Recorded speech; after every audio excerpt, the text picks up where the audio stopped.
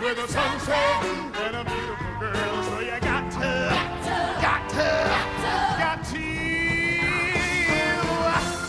Hey, you gotta live.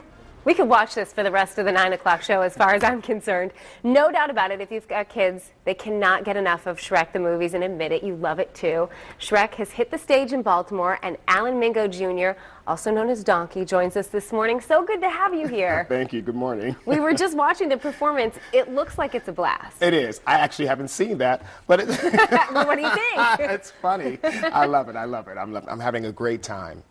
Now, everybody's familiar with the movies, and I think, people are learning that this is now on the stage. What's the reaction that you're getting? Well, we're finding that a lot of people are loving it. Most people tend to say, let me bring my children, let me bring my grandchildren, but I'm finding that the adults are always coming backstage and saying, oh my God, we had a great time. I mean, this is truly a family musical. Much like the movie, there has a duality to it where the kids are watching at one level and the adults are getting sort of the body jokes that are going over the kids' heads. It's the same with the musical. Now, you grew up in Maryland. I did. You went to the University of Maryland. You've traveled all over. Is this completely different than anything you've ever done before? This is completely different. I mean, having a sort of a musical that's so zany and so funny. Like I said before, I don't feel like I'm working. I feel like I'm going to play every day. And having fun. Yeah. So when you got this part, Eddie Murphy plays the donkey in the movie. I'm sure people ask you this all the time. Were you nervous about sort of taking on that role, or were you excited, both? I mean, I was excited, but the pressure is on. I mean, I don't consider myself an Eddie Murphy impersonator at all. Right. I consider myself an actor, so getting that, you're excited, but then you're terrified knowing that the pressure's on. When people walk into the theater, they know that they know that voice. They know the donkey's voice just by, I mean, they could be asleep and they can pick it out. But, working with the directors for 6 weeks, they wanted me just to stick to the donkey sort of motivation. Stick to the character. Don't worry about sounding like him, because it winds up happening anyway. Right. You can't get away from it. But they sort of made me feel better about sort of taking this role out on the road. I know you were talking about how parents love it and grandparents love it and aunts and uncles.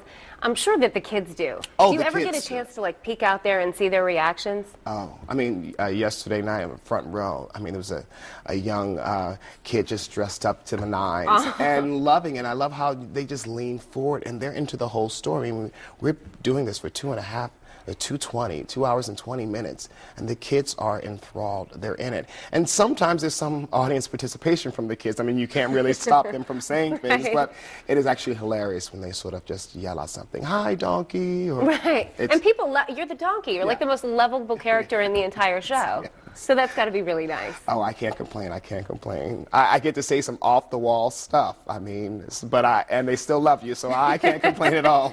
Now, we heard this before with other things that were either shows than movies than shows. Yeah. Dreamgirls, for example, when it came here, a lot of people were like, oh, I saw the movie. It's not the same. It's totally different to see it live on stage, and I imagine with Shrek, it's not only not the same, but it's also completely different. It's right. Well, we take it, the first movie is pretty much the storyline that we use for the musical. But with the musical, again, we're spreading it out. Instead of a 90-minute sort of animation, we're actually spreading out to 220. So you actually get to see Shrek as a little kid at 7. Fiona at 7. You get to see some of the fairy tales that we sort of grew up with. The Dish and the Spoon, the 3 Little Pigs, the 3 Blind Mice were my backup singers. So we get the Big Bad Wolf. I mean, all these characters that we sort of grew up with, you get to get a peek into their lives that the movie didn't necessarily touch.